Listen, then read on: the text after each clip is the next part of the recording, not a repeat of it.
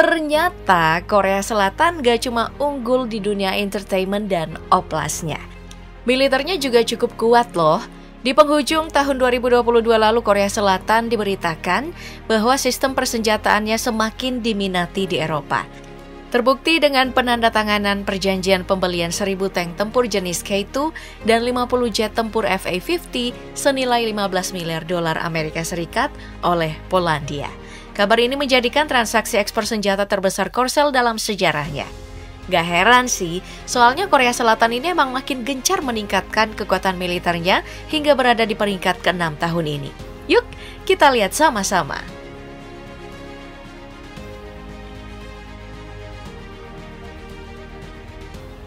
Di tahun 2023, Korea Selatan berada di peringkat 6 dari 145 negara berdasarkan catatan Global Firepower. Negara yang dipimpin oleh Yoon Suk Yeol ini memiliki skor Power Index sebesar 0,1505. Anggaran pertahanan Korea Selatan tahun ini mencapai 46,4 miliar US dollar atau setara dengan 690 triliun rupiah.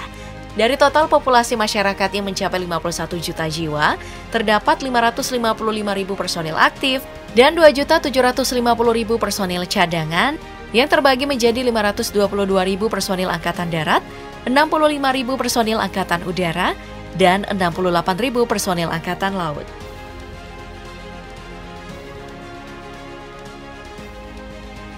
Khusus untuk Angkatan Darat, Korea Selatan memiliki tank sebanyak 2.331 unit, kendaraan lapis baja sebanyak 133.738 unit, artileri swagerak sebanyak 3.090 unit, artileri tarik 5.676 unit, dan artileri roket sebanyak 581 unit. Alutsista alias alat utama sistem pertahanan paling diandalkan di negara dengan budaya minum alkohol terbesar di Asia ini adalah K-21.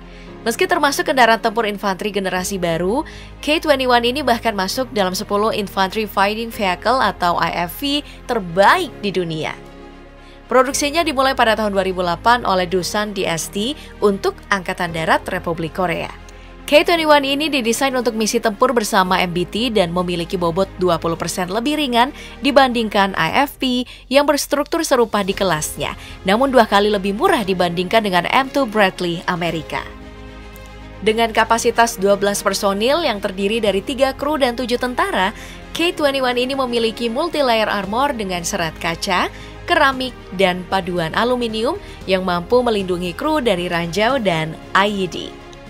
Nah, kendaraan tempur ini menggunakan mesin diesel Doosan D2840 LXE yang menghasilkan 750 horsepower dan memiliki daya jelajah 450 km dengan kecepatan maksimum 70 km per jam. K-21 juga dilengkapi modul armor tambahan dan komposit untuk perlindungan dari amunisi APDS 30 mm, senjata IP 14,5 mm, dan artileri shell fragment. Pada bagian menara K-21 yang terpasang ada meriam 40 mm, senapan mesin koaksial 7,62 mm, dan sistem rudal anti-tank generasi ketiga. Selain itu ya, Korea Selatan juga memiliki tank tempur utama bernama K2 Black Panther. Tank ini dibuat untuk menggantikan sebagian besar model M84 Patton Tank dan melengkapi seri K1-88 Tank dari tempur utama yang sekarang bertugas dalam Angkatan Bersenjata Korea Selatan. Pertama kali produksi pada tahun 2013 dan rampung setahun kemudian dengan biaya lebih dari 8.800.000 US dollar per unit atau setara dengan 135 miliar rupiah, menjadikannya salah satu tank tempur paling mahal yang pernah digunakan Korea Selatan. K2 Black Panther dilengkapi meriam smoothbore kaliber CN08 120 mm 55.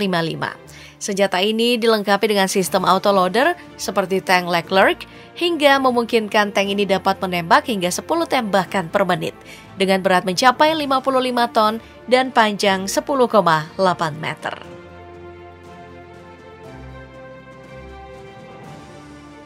Oke, kita beralih ke Angkatan Laut Korea Selatan yang memiliki total armada mencapai 157 unit. Kapal induknya nggak ada, kapal pengangkut helikopternya itu ada 2 unit. Angkatan Laut ini cuma punya kapal destroyer atau perusak sebanyak 13 unit, frigat 18 unit, korvet 7 unit, kapal selam ada 22 unit, Kapal patroli 35 unit, kapal penyapu ranjau laut ada 14 unit. Beberapa armada laut Korsel yang sangat diunggulkan adalah kapal serbu amfibi kelas Dokdo, kapal selam serbu kelas Son Wohyil, kapal perusak kelas Sejong the Great, dan helikopter UH-60 Black Hawk. Tapi kalau dibandingin sama armada darat dan udara, kenapa armada lautnya sedikit banget ya? Padahal Korea Selatan kan pulau yang dikelilingi laut.